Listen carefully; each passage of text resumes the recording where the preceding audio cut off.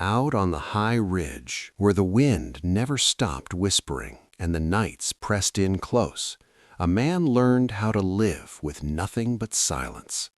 He told himself that was enough. Then one morning, a stranger arrived with no home, no future, and a promise that had already been broken.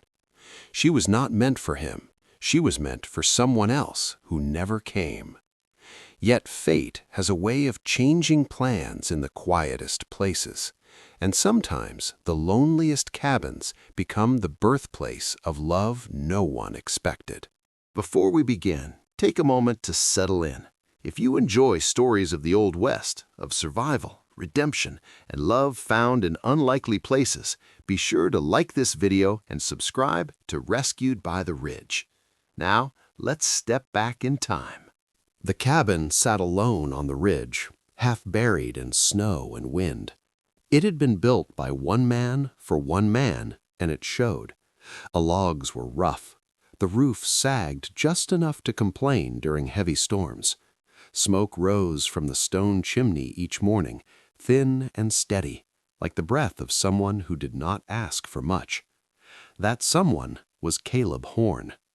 Caleb had lived on the ridge for years, long enough that the land felt like an old friend, long enough that the silence no longer scared him. He woke before dawn, he chopped wood, he hauled water, he cooked simple meals and spoke to no one. The days passed slow and honest, measured by light and weather instead of words. He had once believed he might share this place. That belief had faded with time. Below the ridge, a small settlement clung to the valley floor. Caleb visited it only when he had to. Supplies, trade, short nods instead of conversation. Folks there knew him as the quiet one, the mountain man who kept his distance. They also knew about his nearest neighbor, a man named Thomas Reed, who lived a few miles east. Thomas was waiting on a bride. A mail-order bride, the town whispered. A woman coming from far away, promised a home and a husband she had never met. Caleb had heard the talk and paid it little mind. Such arrangements were common. Hard lives demanded hard choices. Still, something about it unsettled him. That morning, Caleb stood outside his cabin, scanning the frozen trail that wound down toward the valley. The wind carried sounds farther up here, hooves, voices, even hope if one listened too closely. He told himself it was nothing. Then, far down the path, he saw a lone figure moving slowly uphill. Not a rider, not a trader, a woman. Caleb's hand tightened around the axe handle as the figure drew closer. No one came up the ridge by accident, and no one came alone unless something had gone terribly wrong. The woman stopped a short distance from the cabin, her breath visible in the cold air. She looked small against the ridge, wrapped in a worn coat that did little to hold back the wind. A single bag rested at her feet. It was not much to carry a life in. Caleb did not move at first. He studied her the way a man studies weather, trying to decide if it would pass or break over him. She lifted her head and met his eyes. There was no fear in her stare, just exhaustion. And something else, relief, maybe, that she had found anyone at all. "I hope I'm not trespassing," she said. Her voice was soft but steady. "I was told there was a cabin up here." Caleb set the axe aside.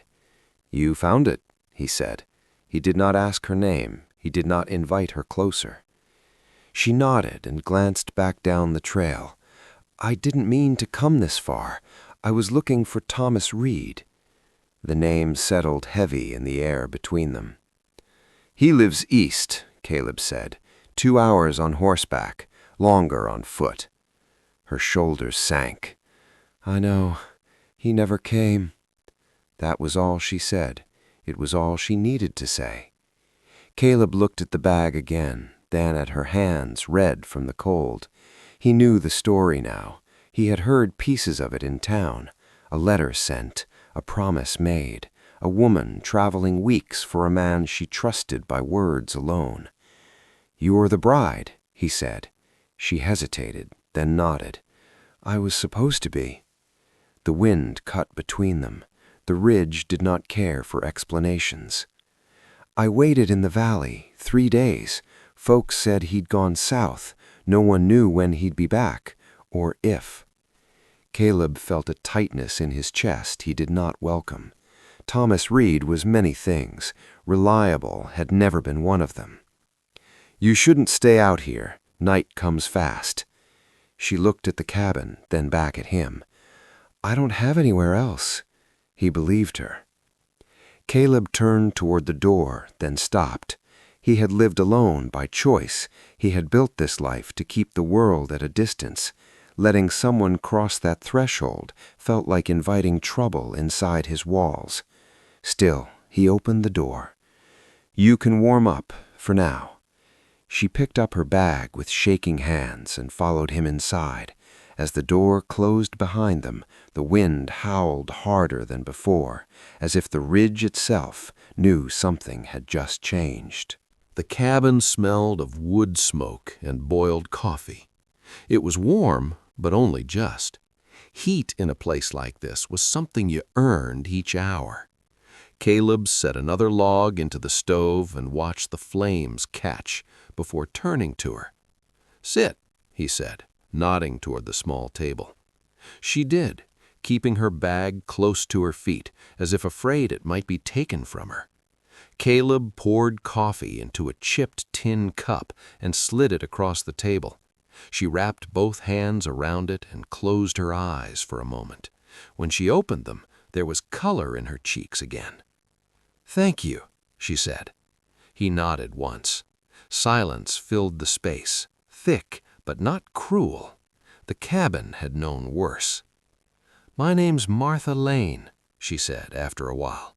"I didn't want to keep calling myself nothing." Caleb considered that. Caleb Horn. She gave a small smile, like the name mattered. He kept his distance, busying himself with small tasks that did not need doing. Sharpening a knife, straightening a chair, anything to avoid sitting across from her too long. Having someone in the cabin felt like standing on unfamiliar ground. "You can stay the night," Caleb said at last. "Storm's coming." Martha looked up. "Just the night?" "That's all I can promise." She nodded. "I understand." They ate a simple meal of beans and bread. No words were wasted, yet something passed between them all the same. Respect, maybe, or the shared understanding of people who had learned not to ask for too much. When darkness fell, Caleb showed her the narrow cot near the stove. He took the chair by the door, blanket wrapped tight around his shoulders. He did not sleep much. He listened instead, to the wind, to the fire, to the quiet breathing of another soul in his space. Morning came gray and heavy. Martha stood by the window, staring out at the ridge. "I don't know what comes next," she said, "but I won't trouble you longer than I must." Caleb stepped beside her, keeping space between them. The valley isn't kind to someone alone. She looked at him then, really looked. Neither is the world. He had no answer for that. By midday, the storm had settled in. Snow fell thick and fast, swallowing the trail back to the valley. Caleb watched it pile against the door and felt the weight of the decision pressing down on him. This was not meant to last, he knew that. Still, as the wind howled and the cabin held firm, Caleb realized something unsettling. For the first time in years, the silence did not feel empty. The storm stayed through the night and into the next day. Snow pressed against the windows, dulling the world outside until the cabin felt like the only place left. Caleb kept the fire fed. Martha moved quietly, careful not to overstep. Yet by evening, the space between them had softened. They sat near the stove, light flickering across the rough walls. The wind still spoke loud, but the cabin answered with warmth. "You don't talk much," Martha said, not unkindly. Caleb gave a small shrug. "Words get used up fast out here." She nodded, understanding more than he expected. Back home, silence meant something was wrong. Here it feels honest. That earned a glance from him. After a while, she spoke again. I answered the ad because I was tired of being afraid, tired of waiting for life to happen. Her eyes stayed on the fire. I thought choosing something was better than standing still. Caleb listened. He did not interrupt. He did not look away. My family's gone. Illness took most of them. The rest drifted. I had work, but no future. When the letter came, it felt like a door opening. Caleb stirred the coals. Sparks jumped, then settled. Doors can close just as fast. Yes, she said softly. I learned that. Silence returned, but it was different now. It held weight, meaning. Caleb spoke without planning to. I came up here after I lost someone, too. I paused, searching for the right words. The world felt loud. Up here, it listens. Martha turned to him. Does it help? Most days. She smiled, small and careful. Most days is better than none. The fire crackled between them. Outside, the storm eased, as if it had said all it needed to say. Later, Martha washed their tin cups while Caleb watched from the table. She moved with quiet confidence, like someone used to making herself useful wherever she landed. It stirred something in him he had buried deep. You don't have to earn your keep. I know, she replied, but I like feeling needed. The words settled heavy in Caleb's chest. That night he slept longer than he had in years. When he woke, the cabin was still, the fire low. Martha sat by the window again, staring at the ridge bathed in moonlight. It's beautiful, even when it's cruel. Caleb followed her gaze. It teaches you what lasts. She turned toward him, eyes steady. And what doesn't? He realized then that she was not just passing through his life. She was standing at the edge of it, waiting to see if he would step forward. Outside, the last of the storm broke free and drifted down the mountain, leaving the ridge silent once more. The days that followed settled into a strange rhythm, not rushed, not planned, just lived. Snow melted from the eaves. The trail began to show again, yet neither of them spoke of leaving. Martha helped where she could. She swept the floor. She patched a tear in Caleb's coat without being asked. Small things, done quietly. Each one made the cabin feel less like a place to endure and more like a place to belong. Caleb noticed everything. He pretended not to. Some mornings he caught her humming as she worked. The sound surprised him every time. It did not belong to the ridge. It carried warmth like something remembered from long ago. He never told her he listened. They spoke more now, about simple things, weather, food, the way the sun dipped early behind the peaks. Yet beneath every word ran something unspoken, a question neither dared to ask. One afternoon, Caleb returned from checking the traps near the creek. He paused at the door, listening. Martha was inside, talking to herself as she kneaded dough, laughing at a thought only she knew. The sound stopped him cold. He had not heard laughter in his cabin for years. That night, as they ate, Martha set her spoon down. I should think about what comes next, she said. Caleb felt the words before he understood them. You could head back to the valley, he said, find work. There's families who might take you in. She studied him.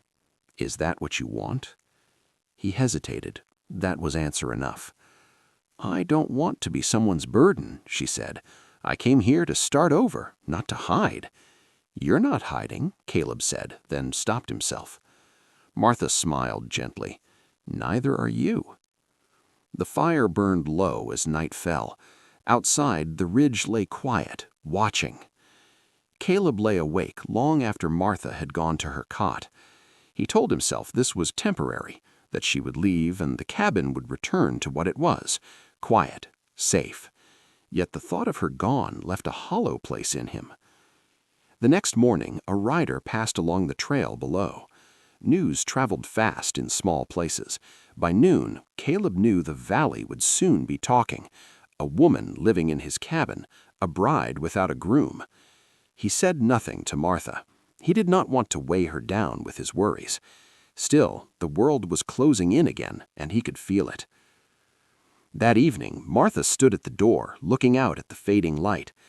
"Caleb," she said softly, "do you ever wonder what life would have been if you'd chosen differently?" He stepped beside her, close enough now to feel her warmth. "Every day." She nodded, eyes fixed on the ridge ahead. Neither of them noticed how close they stood, or how hard it was to step away.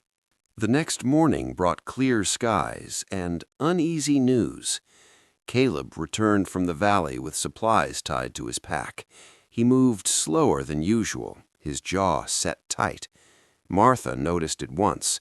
She always did now. "You look like you're carrying more than flour," she said. Caleb set the bundle down. "Ran into a man from the East Trail." She waited. "He said Thomas Reed was seen near the Southern Crossing, alive, talking about coming back." The words landed heavy. Martha did not speak right away. She walked to the window and rested her hand against the glass. Outside, the ridge looked the same as it always had, steady, unmoved. "So he remembers me now," she said quietly. Caleb leaned against the table. "Maybe." Silence stretched between them. This one felt sharp. "He has a claim," Caleb said at last. "By letter, at least." Martha turned. Her face was calm, but her eyes were not. "And what do you think?" Caleb looked away. "It isn't for me to say." The distance returned to the cabin like a cold draft. Martha gathered her things, not packing, just sorting, as if reminding herself what belonged to her. "I didn't come all this way to be passed between men," she said, "but I also won't pretend promises don't matter." Caleb nodded. He had no right to ask her to stay. That truth cut deeper than he expected. The rest of the day passed in careful silence. They worked apart, ate apart. The fire burned, but it no longer warmed the space between them. That night, Caleb took the chair again. Sleep would not come. He watched Martha from across the room, the rise and fall of her breath steady and unaware. He told himself he had done the right thing by stepping back. It felt like losing something he had never claimed. Morning arrived with footsteps outside the cabin. Caleb rose at once. He opened the door to find a rider at the edge of the clearing, a stranger, dust on his coat, eyes sharp with curiosity. "Looking for a woman, name's Martha Lane." Caleb's chest tightened. He stepped outside, closing the door behind him. "She's resting." The rider glanced past him toward the cabin. Her husband-to-be sent word, once her found. Caleb said nothing. Behind the door, Martha stood still, listening. The past had found her at last, and this time there would be no hiding from it. Caleb stood firm in the doorway, the cold biting at his back. "She's not an object to be delivered," he said. His voice was calm, but it carried weight. The rider studied him, then laughed once. "Just passing a message. Man wants what he paid for." Caleb's eyes hardened. Then he should have shown up himself. The rider shrugged. "I'll tell him where she is." "You won't," came a voice from inside. Martha stepped forward and opened the door the rest of the way. She stood beside Caleb, her posture straight, her face steady. She did not look afraid. "I heard enough," she said. "You can tell Thomas Reed that I am not his to claim." The rider raised an eyebrow. "That's not how agreements work." Martha met his gaze. "Agreements require presence. He made none." For a long moment no one spoke. The ridge watched. The wind waited. The rider exhaled and shook his head. "Suit yourself." He turned his horse and rode off without another word. Caleb closed the door and leaned against it, breath shallow. "You didn't have to do that." "Yes," Martha said, "I did." She moved to the table and sat, hands folded. "I spent too long letting fear decide for me. I won't do it again." Caleb took the chair across from her. "What happens now?" She looked up at him. "Now, I choose." The words echoed in the small cabin. "I could go back to the valley, start over alone, or I could stay here for a time, on my own terms." Caleb's heart thudded loud in his chest. "And what do you want?" Martha considered him carefully. "I want to stay where I was treated like a person, not a promise." The fire crackled behind them. Outside, the ridge stood unchanged, yet everything felt different. "I don't know what this means," Caleb said. "I've lived alone a long time." "So have I, in different ways." Days passed without word from the valley. No rider returned. The tension eased, but it did not disappear. Something had shifted between them. The air felt clearer, sharper. One evening, Martha stepped outside and breathed deep. "I feel lighter," she said, "like I finally put something down." Caleb joined her, standing close but not touching. "Sometimes the hardest weight to carry is what others expect of you." She nodded. "I won't carry it any more." As the sun dipped behind the peaks, Martha turned toward him, her expression open and certain. "For the first time," she said, "I'm exactly where I chose to be." Caleb felt the truth of it settle deep in his bones, and with it came a realization that both steadied and frightened him. Choosing her path meant he would soon have to choose his own. The night after Martha's choice was a restless one for Caleb. He lay awake, staring at the ceiling, listening to the steady breath of the cabin. The ridge had seen many seasons pass without him changing a thing. Now change stood right beside him, patient and unafraid. By morning, he knew silence would no longer serve him. They worked together without speaking, mending a loose shutter, stacking wood for the coming weeks. Each movement felt heavier than it should have. Words pressed against Caleb's chest, asking to be let out. Near midday, he set his tools down. "Martha," he said. She looked up at once. "I've kept my distance because it was easier than wanting something I might lose." She waited. She did not rush him. "I told myself this cabin was enough, that being alone kept things simple, but it also kept me safe, too safe." Martha stepped closer, just a step. "Safe from what?" "From feeling," he said plainly, "from hoping." The words surprised him as much as they did her. "I won't pretend I know what the future holds," Caleb said. "I don't have promises to offer, just honesty." He met her eyes. "You changed this place. You changed me, and I don't want to pretend that doesn't matter." The cabin felt impossibly quiet. Martha's voice was gentle. "Are you asking me to stay?" Caleb shook his head once. "I'm telling you I want you here, but only if it's what you choose." She studied his face, searching for doubt. She found none. "I didn't expect this," she said. "Not from you." "I didn't expect it from myself." She smiled then, not careful this time, real. "I won't be owned," she said, "and I won't be hidden." "You won't be either," Caleb replied. They stood close now, not touching, not yet. The space between them felt sacred. That evening they shared a meal that tasted richer than any before. Conversation came easy, laughter followed. The cabin held it all, as if grateful. Later, as the fire burned low, Martha spoke. "Love doesn't always arrive loud. Sometimes it waits to be noticed." Caleb nodded. I nearly missed it. Outside, the stars burned bright over the ridge. For the first time, Caleb did not see them as distant and cold. He saw them as witnesses. He did not know what tomorrow would bring, but he knew this.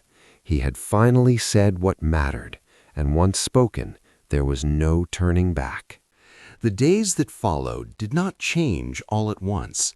They changed the way good things often do, quietly, one honest moment at a time. Caleb and Martha settled into a shared rhythm, not forced, not promised, just chosen. Mornings began with coffee poured into 2 cups instead of 1. Work was done side by side. Words were no longer rationed. They spoke about the cabin, about what it could be, not just what it had been. A second chair was fixed. A shelf was added near the window, small signs that someone planned to stay. Martha planted seeds in the narrow strip of soil that caught the most sun. They might not take, she said. Caleb watched her press the earth down. Some things surprise you. She smiled at that. There were still hard moments, nights when doubts crept in, times when the world beyond the ridge felt too close. But they faced those moments together, not as strangers sharing shelter, but as 2 people learning trust. One afternoon, a neighbor passed by on the trail below. Word had spread, but not all words were unkind. Some carried respect, others carried curiosity. Caleb let them pass without worry. He had spent too long living by the expectations of others. Martha noticed the change. "You stand taller," she said. He shrugged. "Turns out I was bent under things I didn't need." They laughed more now, laughter that echoed off the logs and stayed a while. The cabin answered back with warmth. One evening, as the sun dipped low, Caleb stood at the door and watched Martha hum as she cooked. The sound no longer surprised him. It belonged here. "You know," she said, without turning, "this place doesn't feel lonely anymore." Caleb stepped closer. "Neither do I." They did not rush what grew between them. There were no grand vows, no promises spoken too soon, just the steady understanding that they were building something honest. When winter's last chill crept back down the ridge, the cabin held firm. 2 people now tended the fire. 2 sets of hands kept the cold at bay. Love, Caleb learned, was not a sudden thing. It was a structure, built carefully, strengthened daily. And for the first time in his life, he was not afraid of what he was building. Time moved differently on the ridge. It no longer dragged or rushed. It simply flowed. Spring came gently that year. Snow pulled back from the earth. The seeds Martha planted broke through the soil, green and stubborn. Caleb watched them grow with quiet pride. He understood now that survival was not just about enduring, it was about tending what mattered. The cabin changed, too, not in grand ways, in lived-in ways. A blanket folded near the hearth, 2 sets of boots by the door, laughter that lingered even after it faded. The place no longer felt like a refuge from the world. It felt like a home within it. They spoke sometimes of the past, but it no longer held power over them. Thomas Reed became just a name carried away by the wind. The valley became a place they visited together, not a threat waiting to pull them apart.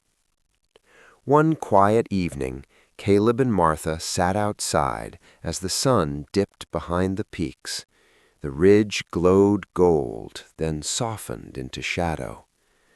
"I used to think this place was meant to keep people away," Martha said. Caleb smiled. Turns out it was waiting. She leaned against him, natural as breathing. No fear, no doubt. They did not mark their life with ceremony. They marked it with presence, with choosing each other every morning, with shared work and shared rest, with the simple understanding that neither walked alone anymore. Caleb looked out over the land he once believed would be his forever in solitude. He realized then that the ridge had not saved him from the world, it had led him back to it. Martha had arrived with nothing but a broken promise. He had offered shelter without knowing what it would cost him. In the end, neither lost anything. They gained a family. As night settled in and stars filled the sky, the cabin glowed warm against the dark, a small light on a high ridge, proof that even in the harshest places, love could take root.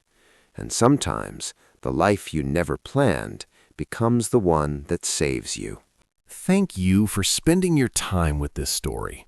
If it moved you, even a little, please take a moment to like this video and share it with someone who loves Old West tales of survival and redemption. I'd love to hear your thoughts. What part of the story stayed with you most? Let me know in the comments below. And if you're craving more stories like this, be sure to check out the Rescued by the Ridge playlist for many more journeys of love, loss, and second chances. Until next time, take care, and may peace find you where you least expect it.